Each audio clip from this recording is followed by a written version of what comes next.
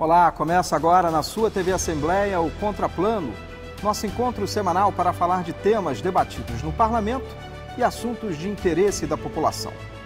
A extração do babaçu é a terceira maior força produtiva do Maranhão, perdendo apenas para a pecuária e a agricultura. Milhares de famílias no estado, lideradas por mulheres, tiram o sustento dessa atividade que tem no coco babaçu a matéria-prima de uma série de produtos. A luta histórica das quebradeiras de coco pelo direito do livre acesso aos babaçuais e a preservação desses espaços não é o único desafio encontrado por essas mulheres que também enfrentam condições precárias de trabalho, baixa remuneração e dificuldade de acesso a outras políticas públicas.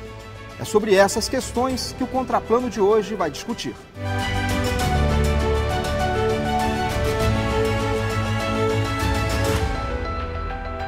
Para construir o programa de hoje com a gente, recebemos a coordenadora do Movimento Interestadual de Quebradeiras de Coco Babaçu, MICCB, Maria de Jesus Macedo, a superintendente de Biodiversidade, Povos e Comunidades Tradicionais da SAF, Silvane Magali, e a líder dos projetos de alimento com babaçu da Embrapa, Guilhermina Caires. Sejam bem-vindas. Obrigada. Maria de Jesus, eu queria começar com a senhora para que a gente pudesse tentar fazer um resgate histórico daquele momento que foi, na década de 90, um momento em que as quebradeiras de coco se tornam, uma resistência, um símbolo de resistência no campo, principalmente à medida que elas vão se articulando. Como é que é isso? Como é que isso acontece? Tentar fazer um resgate histórico para que o nosso telespectador possa entender. A partir desse, que nem você fala, dos anos 90, foi um tempo de muito conflito, no estado do Maranhão, que ainda hoje é, e as quebradeiras ali estavam, sempre tiveram as quebradeiras, porque a nossa profissão é a profissão dos nossos antepassados e hoje a gente ainda hoje luta. E através de ali estar com aquela situação, as quebradeiras resistindo aos conflitos, e aí foram se organizando e se fortalecendo para lutar pelo babaçu e sua resistência ali naquelas áreas, tanto do Médio Mearim e nos outros estados, que é no Piauí, Tocantins, e Maranhão e o Pará. E aí isso a gente foi se reunindo e se articulando nos seus grupos de estudo de quebradeira, e aí se torna, depois de muita organização, muita discussão, fundamos o movimento das quebradeiras de coco, em 91, e daí para cá é um movimento que a gente luta em prol de todas as quebradeiras e das causas menos favorecidas. Até então o diálogo era muito fragmentado, cada comunidade ou cada município onde você tinha as quebradeiras de coco faziam suas lutas mais isoladas, é aí que começa um movimento de identidade mais coletivo? Teve um momento que foi assim, fragmentado, mas aí a gente foi trabalhando em parceria e com o Estado e fomos se fortalecendo e hoje somos esse movimento que estamos hoje. Bom, e Silvane, qual a importância do ponto de vista até da articulação de políticas públicas quando você tem um movimento mais articulado, seja o MICCB ou outros movimentos que possam vir a existir, no sentido dessa luta pelos direitos, até para que o próprio governo, por exemplo, como a SAF, possa fazer diálogos com as quebradeiras? É fundamental, porque quem faz, na verdade, esse movimento de resistência é a sociedade civil. Esse é o papel dos movimentos sociais, A Digé falando aqui, aí eu me reporto, eu ainda muito jovem participei do início desse movimento. A Sociedade Maranhense de Direitos Humanos era uma das organizações que estava nesse processo e articulando as mulheres na Baixada, trabalhando diretamente com elas, com as quebradeiras de coco dali, como tinha também Imperatriz, com o Centro, com a Denise e Manuel da Conceição à frente. Então, assim, essas mulheres, como diz a Digé, elas estavam ali individualmente, quebrando o seu coco, trocando na barraca, fazendo esse movimento, passando por toda uma cadeia de exploração, de intermediários. E quando elas começam a discutir isso em vários espaços, inclusive na igreja, em espaços da Igreja Católica, e tem a CESA, no Mearim, elas recorrem a essas organizações, na sociedade, a SEMA e outras. Mas, assim, depois de muita discussão, vai se percebendo que o importante ali era o processo organizativo. Porque para romper a cadeia de exploração da produção, da economia, da comercialização, precisava esse olhar do Estado, precisava ter essa relação de políticas públicas no processo, né? Então, assim, a resistência à organização é da sociedade civil, mas a resposta a essa organização, a essa demanda, deve ser do Estado. Do Estado nas 3 esferas, eu diria, federal, estadual e municipal. Então, desde o início, o movimento de quebradeiras de coco sempre dialogou com o Estado. Entre avanços e recuos, né, dependendo da conjuntura, sempre dialogou. O primeiro encontro em 92, inclusive, tem toda uma participação de parlamentares, né, de vereadores, de candidatos na época. O próprio Lula era candidato, participou. Então, assim, sempre teve essa relação de perceber o Estado como responsável para responder às suas demandas. E é isso que a SAF busca fazer, assim, é ouvir, né, ter a escuta, ter o olhar atento e o ouvido também, né, os ouvidos atentos para responder essas demandas. A Superintendência de Povos e Comunidades Tradicionais, Biodiversidade, Povos e Comunidades Tradicionais, o nome já diz tudo, né?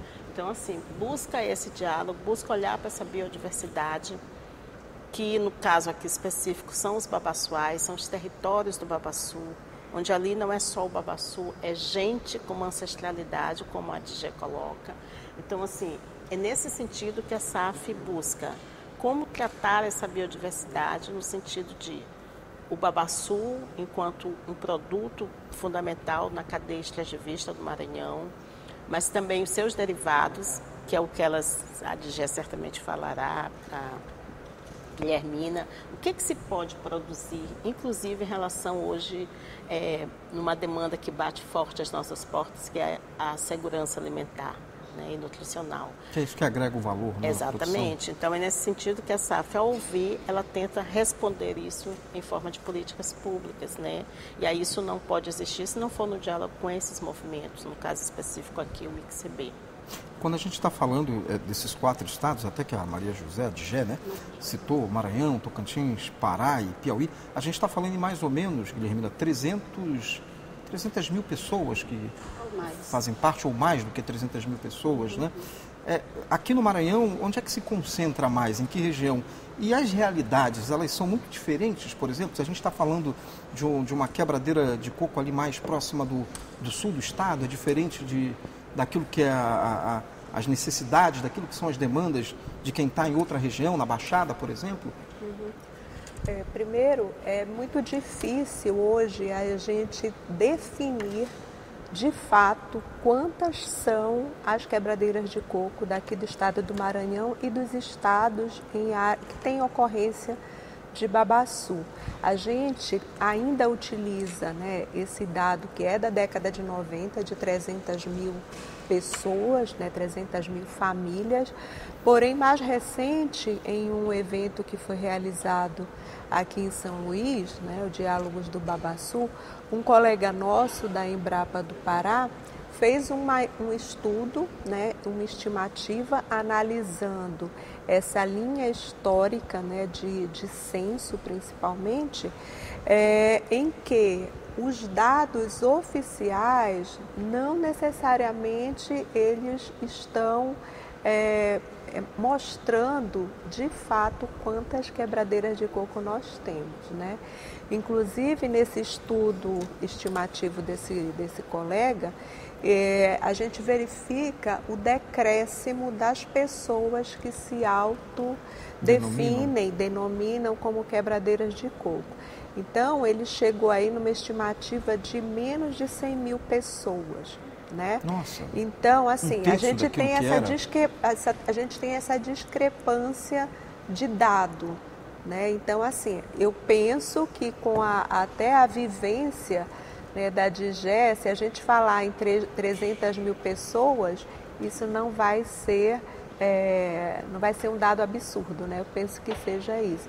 Mas, assim, é um dado que a gente precisa ter certeza que se hoje a gente tem essa discrepância de informação. Isso é uma questão. A outra, quando a gente fala de quebradeira de coco, existem questões que são muito semelhantes, né, que são muito comuns, né, desde o acesso aos babaçoais, o acesso à terra, o acesso à propriedade, até mesmo a dificuldade da agregação de valor nos produtos, né? Isso varia muito dependendo do grupo, apesar de que existe uma história comum nesses grupos. Então, essa história de luta, resistência, dificuldade, né? essa permanente resistência em acessar os babaçoás para transformar em produtos que vão gerar renda, que vão gerar valor, ainda continua, né?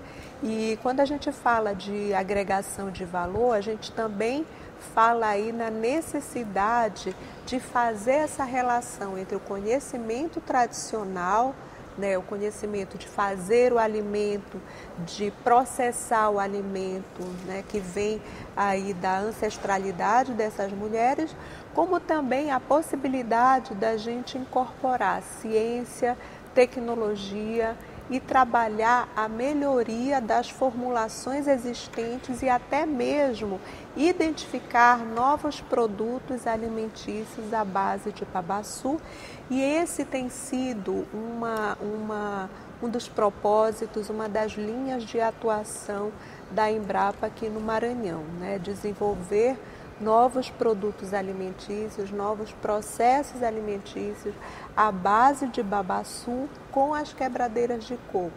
Então a gente deixa, né, de atuar dessa forma mais tradicional da pesquisa, de trabalhar para pessoas e passa a desenvolver produtos, desenvolver tecnologias sociais com pessoas e, no caso, com as quebradeiras de coco.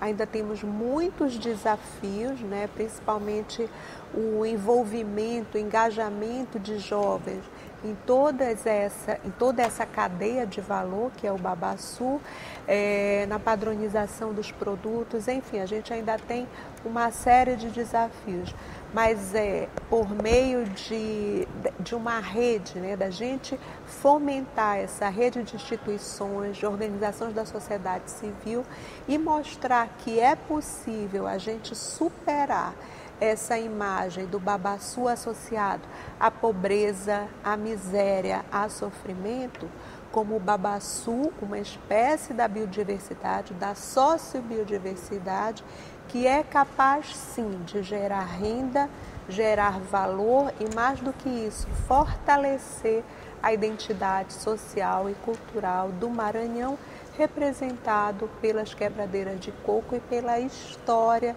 dessas famílias, dessas mulheres com babaçu, não só aqui no Maranhão, mas em todos os estados que o Maranhão ocorre. Um desafio muito parecido, talvez até com a própria agricultura familiar, né? Com certeza, que porque as quebradeiras de coco, elas não são somente quebradeiras de coco, né? Elas são agricultoras familiares em alguns locais, elas são pescadoras, elas são marisqueiras, enfim, né? É uma diversidade, né, de funções que elas assumem e não somente com a quebra do coco. Maria de Jesus, um dos principais pontos até a senhora veio com a camisa da campanha Babaçu Livre, né? Isso decorre também de uma luta histórica que me parece que começa no município de Lago do Junco, uma lei que possibilita, a lei do babaçu livre, o direito de acesso aos babaçoais, né?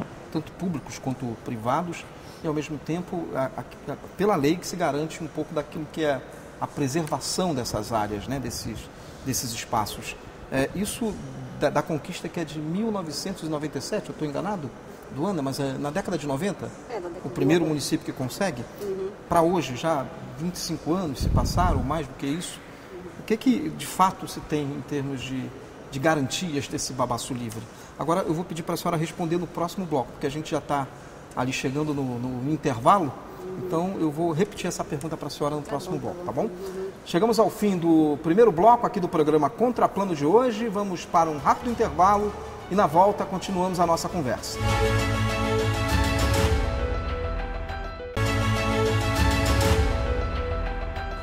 O Contraplano está de volta pela sua TV Assembleia, hoje para conversar sobre a luta histórica e os desafios das quebradeiras de coco em nosso estado. E eu deixava uma pergunta ao final do primeiro bloco para Maria de Jesus, para falar um pouco dessa campanha Babaçu Livre, né? O que de fato se alcançou depois desses quase 3 décadas, né, de luta em torno de garantir prioritariamente 2 pontos, me parecem, dessa luta, né? Que é o acesso aos babaçuais, tanto daquilo que são os babaçuais públicos como que estão em áreas privadas, quanto também da garantia de preservação desses espaços. Primeiramente, o que nos garante é a lei da sobrevivência. Quando você luta para sobreviver, isso é uma garantia. E depois de tanta luta, são leis aprovadas no Mearim. No estado do Maranhão são várias leis não respeitadas. São municipais essas leis? São municipais. E no estado também tem uma lei, mas são leis que não são respeitadas. Mas a quebradeira, com a sua lei de sobrevivência, a gente hoje já tem fruto dessa luta, que são as cooperativas das quebradeiras, muitos grupos organizados com seus produtos. E a luta das quebradeiras é de estar no seu território. Isso também é uma garantia que a gente tem uma esperança de um dia a gente ter o babaçu livre de veneno, livre de derrubada, livre de fogo e livre de todos os danos, porque o babaçu ele é parte da natureza, né? Porque é verde, é um fruto, é a mãe palmeira que nos alimenta. E isso é que leva a gente a estar o dia a dia na nossa luta, e que a gente, com essa nossa luta, a gente já tem alguns frutos e a gente resiste e persiste. Quantos municípios, não sei se a senhora sabe de cabeça, tem essa lei do babaçu livre aqui no estado? No estado do Maranhão, não me falha a memória, parece que são 18 municípios que tem essa lei. Lei não respeitada. Terno a repetir, são leis que a gente luta para serem respeitadas, que é uma luta do dia a dia, constantemente, da quebradeira. Mas isso já é um avanço, quando você tem uma lei que você pode apresentar ela e que você resiste. Quando você está resistindo também, está lá no seu território, está lutando, que é uma lei maior. E o Piauí foi o primeiro estado a garantir também essa lei em âmbito estadual? Foi o primeiro estado. Ano passado foi aprovada a lei estadual no Piauí. Silvane, no sentido da cadeia de produção, né? A gente falou muito na questão de agregação de valor, mas toda essa cadeia produtiva da questão do babaçu, qual é o principal desafio ainda, ou os principais desafios que as quebradeiras encontram, já observado pela própria secretaria? Sim. Tem razão, Fábio, são desafios, né? Não desafio, porque um deles é a própria biodiversidade, como a DG coloca, o desmatamento põe em perigo os territórios babaçuais. O uso de agrotóxicos diversos põe em perigo os babaçuais. Então, assim, a SAF ela tem tido a preocupação de estar compondo os fóruns de debates, onde estão lá governo, órgãos de governo e sociedade civil, para discutir o controle de queimadas hoje no estado do Maranhão. E o controle de queimadas passa pela preservação das florestas, e entre elas os babaçuais. E um outro desafio, são inúmeros, mas um desafio esse primeiro que você levanta já está na ponta, né? Porque se isso não for resolvido, a própria produção inicial não já se começa. Não se tem babaçu. Então, quando a Guilhermina, por exemplo, cita esses dados do colega pesquisador, dessa diminuição, eu penso que tem inúmeras questões a serem investigadas. Entre elas, a própria juventude, por exemplo, as mulheres mais jovens, há uma faixa etária destinada à produção do babaçu, à cadeia do babaçu, né? Assim como há uma divisão sexual, eu costumo dizer que é uma divisão etária. Então, as mulheres mais jovens, elas, embora quebrem babaçu, não sei se a DG concorda, mas não assumem essa identidade de quebradeiras de coco. Elas estão também ou estão inseridas ou estão buscando inserir-se em outras atividades. E nessas elas se colocam como uma identidade profissional. E a outra questão é a própria comercialização, a geração de renda, né? O babaçu, ele é um produto da cadeia extrativista do babaçu que tem modificado a vida das mulheres que estão no MICCB, porque ele tem conseguido agregar valores e tem conseguido gerar renda para essas mulheres, o que dá a elas, inclusive, um protagonismo na família, na comunidade, mais do que tinham antes. Mas é preciso mais, é preciso que se adentre mercados institucionais, não institucionais, que se altere essa correlação de forças no mercado em relação aos produtos do babaçu. É preciso que universidades, que instituições privadas tenham um olhar, e o próprio Estado, para essa questão que a Guilhermina aponta, que é assim, como adentrar, como responder às exigências da lei em relação a determinados produtos. Né? Isso é um diálogo com as universidades também, é um diálogo com os espaços privados, com a iniciativa privada. Então, assim, a SAF tem se colocado nesse conjunto, né? Buscando promover às vezes e às vezes como participante mesmo, no sentido de contribuir nesse debate.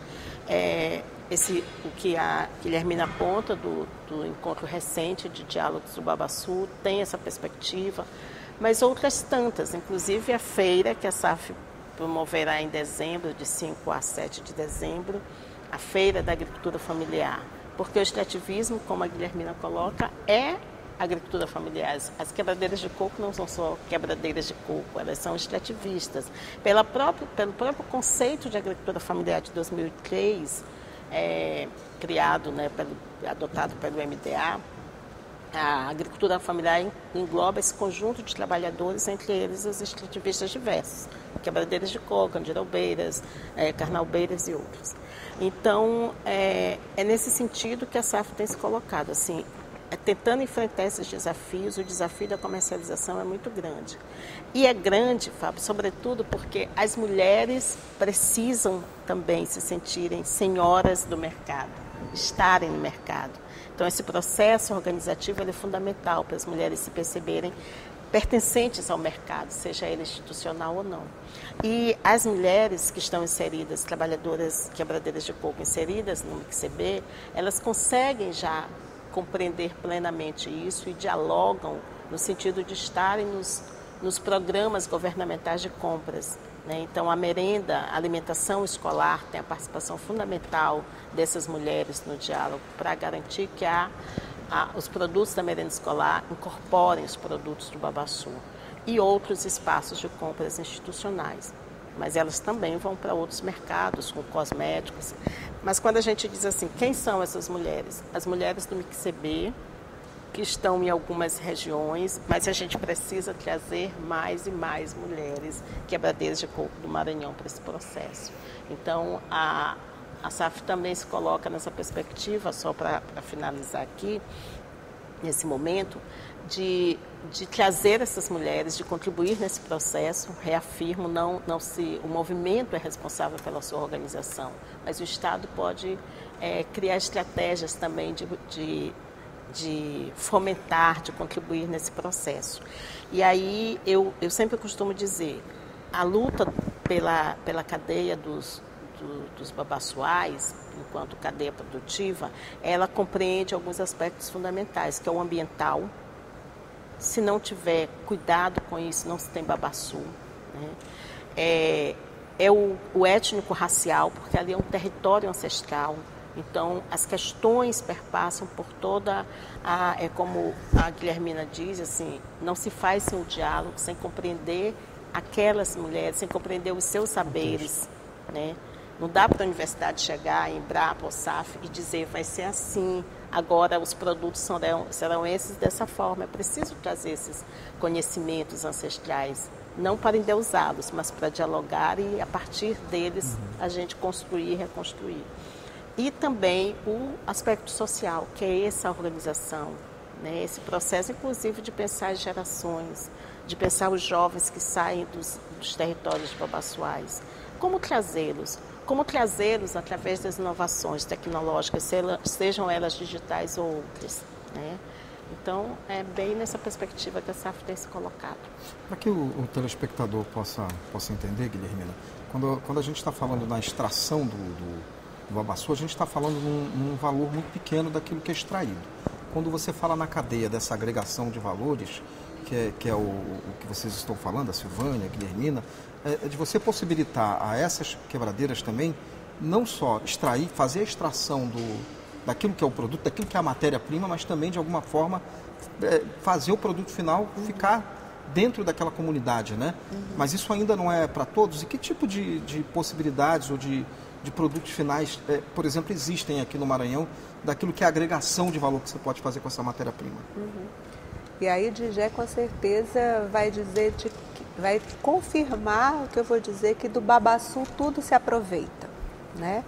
Do coco babaçu existem duas partes que são comestíveis, que são a amêndoa, né, que é a parte mais nobre do coco, né, que é o que gera mais valor, e o mesocarpo, né, que é uma parte, uma comestível que fica abaixo da casca, que é a entrecasca, né, que do mesocarpo ele vai ser ressecado, né, pilado e transformado em farinha. E essa farinha é que que é matéria-prima para os produtos de panificação. Então, do mesocarpo é possível fazer pão, bolo, que mais? Salgados diversos, né? O que mais, Digé? Fala aí a lista. Maquiagem. E aí, né, para a indústria de cosmético, que já está utilizando o mesocarpo para cosmético, também. Né? Mas quando a gente está falando desse uso para cosmético, aí a gente já está falando, né, de grande indústria. Existem grupos que têm uma produção ainda tímida de cosméticos, mas ainda é muito pouco, né? E aí, para a gente trazer essa agregação de valor para os alimentos, por exemplo, né, e aqui a Embrapa, junto com parceiros, né? A Embrapa sozinha não tem condição de fazer isso. Então, a Embrapa com parceiros daqui do estado do Maranhão, de outras unidades da Embrapa e de outros estados também, de instituições de outros estados, tem trabalhado para a melhoria de algumas formulações, né? Então, assim, toda uma linha vegana de alimentos, tipo pão, biscoito, né? Então a gente está trabalhando aí no desenvolvimento de produtos sem glúten, sem lactose, tudo à base de babaçu, e quanto também novos produtos. Então a gente já desenvolveu, né, esse conjunto de parceiros, já desenvolveu o leite pasteurizado, que também pode ser a base para um análogo de queijo. Então a gente já tem isso. Aí o que acontece? As agroindústrias, elas não foram construídas para esse tipo de alimento. Então, para que esses alimentos possam ser feitos, processados numa escala contínua, eles precisam de uma infraestrutura que hoje as agroindústrias não têm, porque são alimentos considerados frios, né, que não podem ser feitos no mesmo espaço onde os alimentos secos, os alimentos da panificação são desenvolvidos, né? Então, essa já é um dos desafios que a gente precisa. Esse avanço de tecnologias na produção de alimentos precisa também ter em paralelo aí esse apoio para a construção ou adaptação da infraestrutura já existente, né? Então, essa cadeia de valor do babaçu, ela só pode ser completada na sua integralidade, né? Ou seja, desde a coleta, transporte, processamento, até o processamento e a entrega desse produto para o consumidor, se houver uma rede de parceiros, uma rede de instituições, organizações da sociedade civil que possam favorecer que esse produto saia do babaçual para o consumidor. Mas qual é a nossa realidade hoje? Por serem produtos basicamente artesanais, né, mesmo sendo feitos em agroindústrias comunitárias, agroindústrias familiares, grupos de mulheres, eles chegam para o consumidor por um preço que, em geral, ele não é competitivo com as marcas comerciais, né? Então, fazem em larga escala, exatamente, industrial, exatamente. Barateio o produto. Né? Então, o que a gente precisa construir uma narrativa em torno desses produtos para que o consumidor compre, consuma esses produtos, não pelo seu preço, mas sim pelo seu valor. E é o valor representado em um biscoito, em um sorvete, em qualquer produto alimentício à base do babaçu, que traz também essa história, esse valor agregado que é social, que é ambiental, porque são essas mulheres que ainda conservam essas palmeiras, né? São as principais responsáveis pela manutenção do babaçu na paisagem, mas também geram renda. Então, esse tripé da sustentabilidade, agregado com o que Silvane falou, né, por toda essa questão étnica, racial, que às vezes fica invisível, mas a gente precisa valorizar e dar voz a isso, tudo isso está entregue para o consumidor na forma de um biscoito, na forma de um sorvete, né, na forma de qualquer alimento, ou às vezes também um sabão, um sabonete, carvão. Então, é esse valor que a gente precisa, como instituição pública, privada, como rede de parceiros, a gente precisa fortalecer. O babaçu tem valor, é o valor da identidade social e cultural, representado principalmente por essas mulheres, né, que trabalham e que vivem com, para e pelo babaçu. Perfeito. A gente vai para mais um intervalo e na volta o último bloco do programa Contraplano de hoje.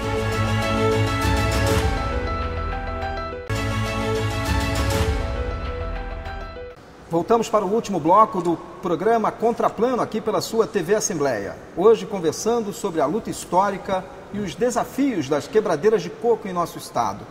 Nossas convidadas, a coordenadora do Movimento Interestadual de Quebradeiras de Coco Babaçu, MICCEB, Maria de Jesus Macedo, a superintendente de Biodiversidade, Povos e Comunidades Tradicionais da SAF, Silvane Magali, e a líder dos projetos de alimentos de babaçu da Embrapa, Guilhermina Caires.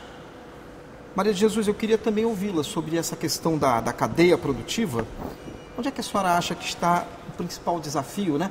Vários desafios já foram colocados pela Silvane, pela Guilhermina, do ponto de vista das quebradeiras, né?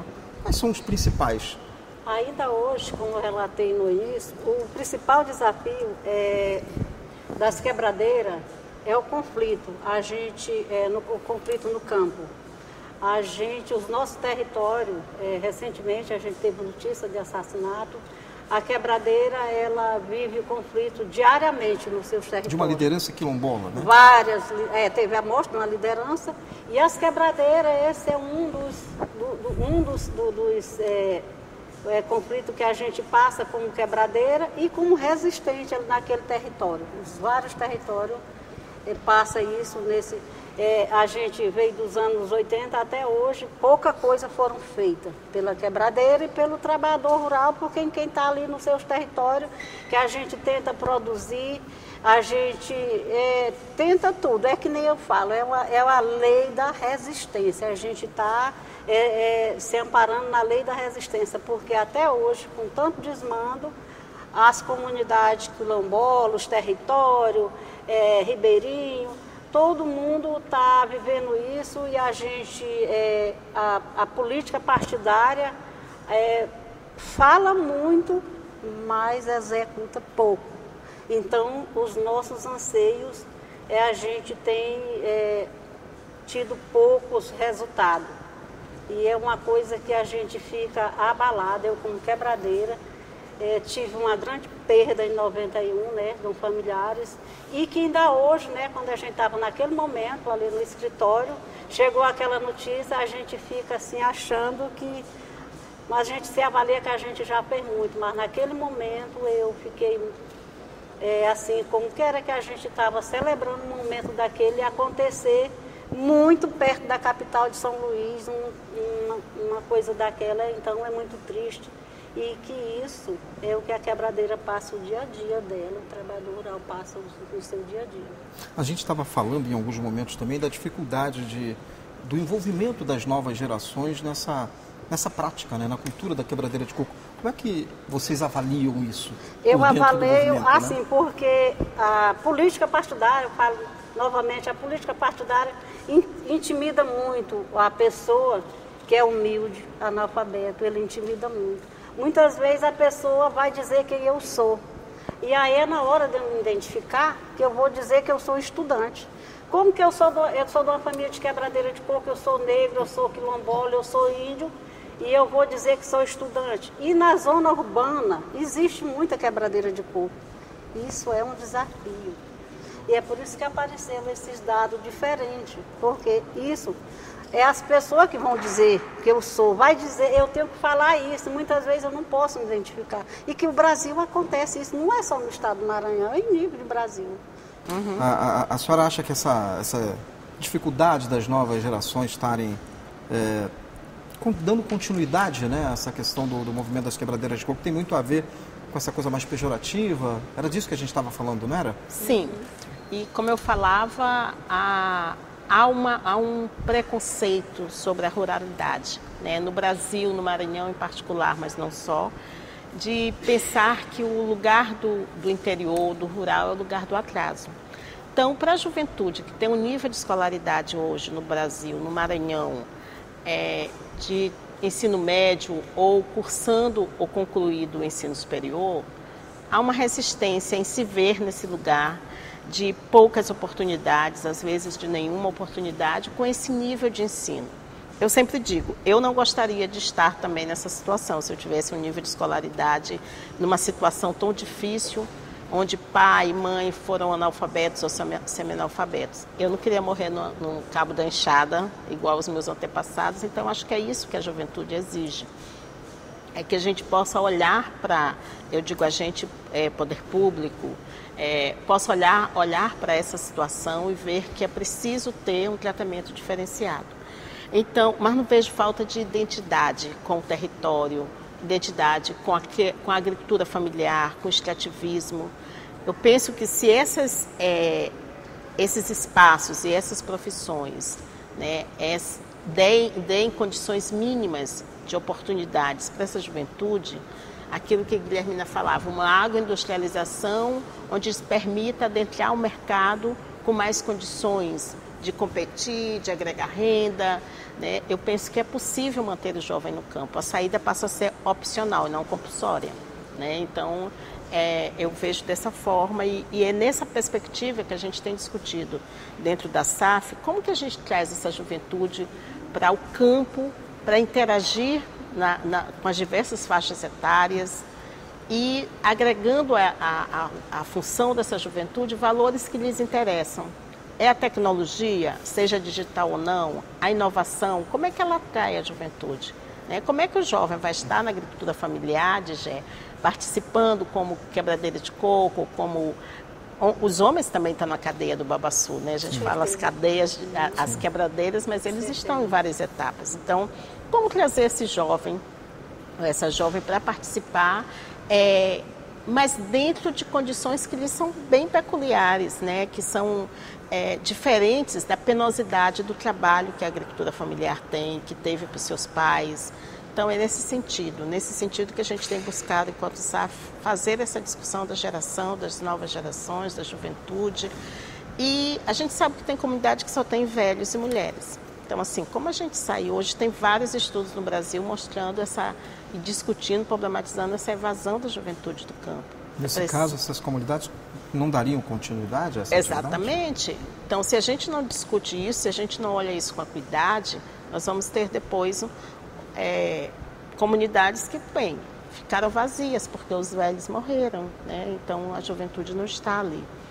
E aí é preciso ter cuidado. Parece algo catastrófico, mas é um pouco isso, né? Que a gente... E a outra questão é cuidar da biodiversidade, né? Quando a DGE fala da lei do babaçu livre, da época em que foi criada para os dias de hoje, os desafios são muitos. porque é preciso não só ampliar a lei no Estado, mas é preciso fazê-la efetivamente funcionar.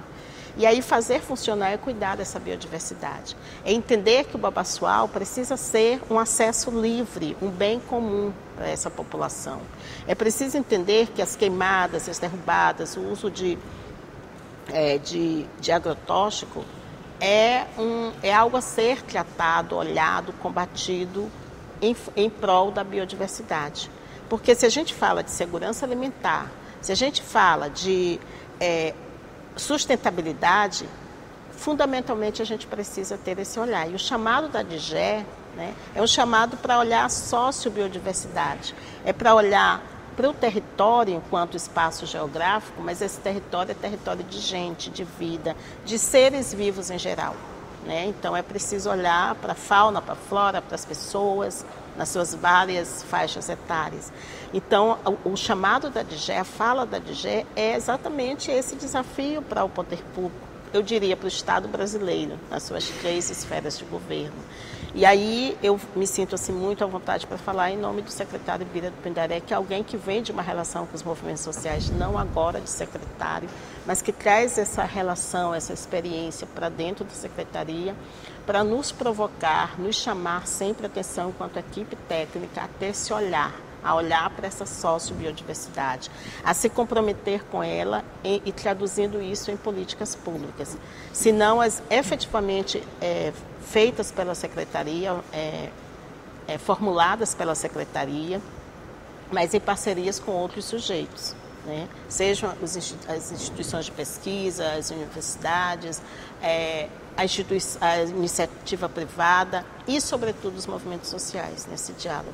Então, é nessa perspectiva, assim, horas a gente formula, implementa, ora a gente vai na parceria com os demais, na esfera federal, nas esferas municipais.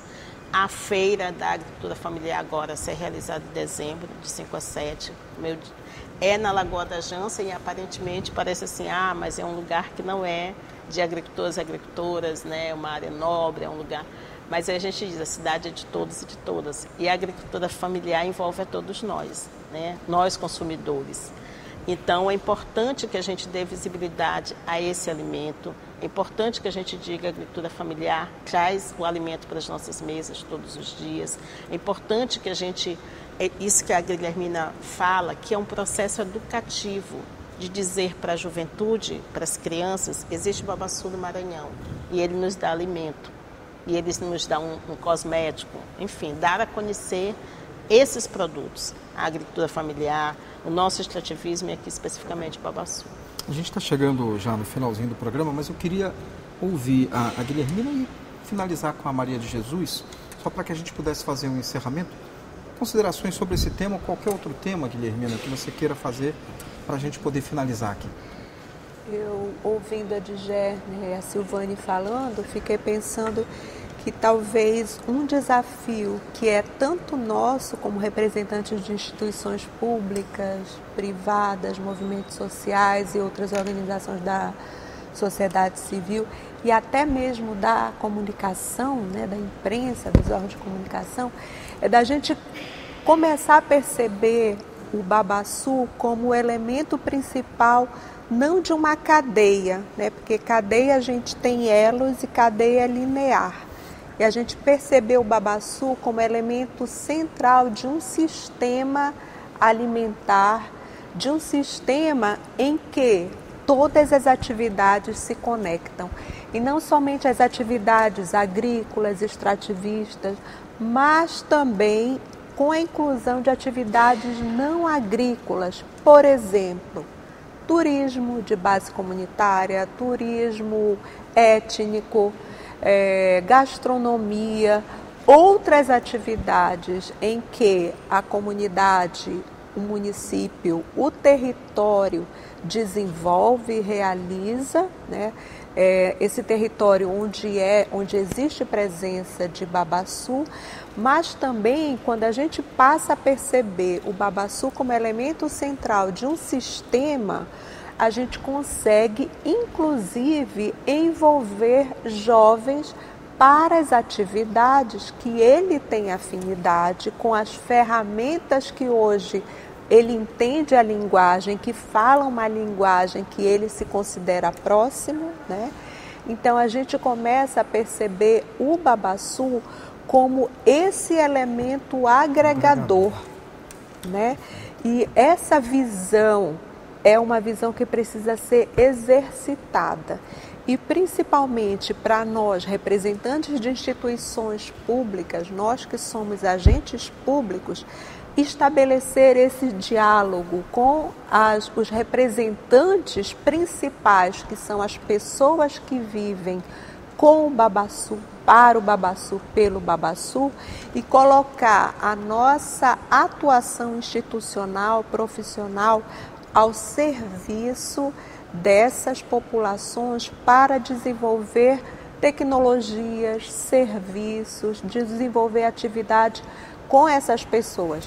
Tem uma situação que às vezes é muito recorrente a gente ouvir, né, quando a gente está em reunião com organizações das quebradeiras de coco ou de outros agricultores familiares. A gente sabe ou a gente agradece a ajuda de vocês com a gente. Aí eu digo, olha, ajuda, a gente trabalha com voluntariado, a gente trabalha com instituições religiosas. Eu, como representante de instituição pública, eu não estou ajudando simplesmente. Eu estou realizando um serviço, prestando um serviço por ser representante de uma empresa pública.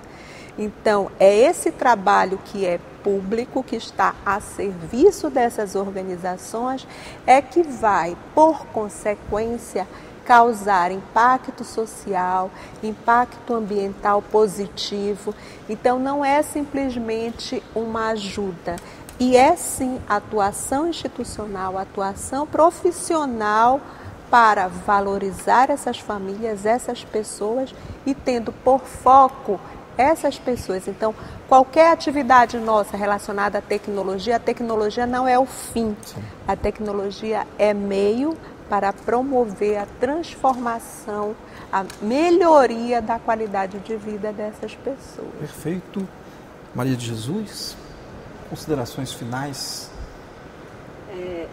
Primeiramente, eu quero agradecer esse espaço, né, que nos foi dado.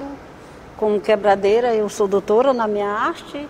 E dizer assim que nós, quebradeira de coco, a gente não menospreza a tecnologia, porque a tecnologia hoje é que faz a gente produzir mais. Mas a cadeia produtiva do Babaçu, ela existe já desde os nossos antepassados, né? Hoje a gente precisa de tecnologia para nos auxiliar, melhorar na nossa produção, que a gente já tem conhecimento, e dizer que seja uma tecnologia que seja com participação das quebradeiras, que as quebradeiras possam dizer onde é bom, onde é ruim, porque quem vive, quem tem a sua profissão, trabalha a sua profissão e sabe como se conduzir, né? Cada pessoa, cada ser na sua profissão. E eu vejo que é uma coisa muito interessante a tecnologia para nós quebradeiras, porque quando o mundo começou, tinha um grande atraso. E hoje a gente já está se evoluindo. A gente, o MixCB, as quebradeiras em termos geral, não é só o MixCB, porque Maranhão e Piauí existe muito mais quebradeira, a gente quer sim a tecnologia, mas que no primeiro momento eu acho que a máquina maior para a quebradeira de coco, que a maior necessidade da quebradeira de coco ainda é o seu território livre e a palmeira em pé.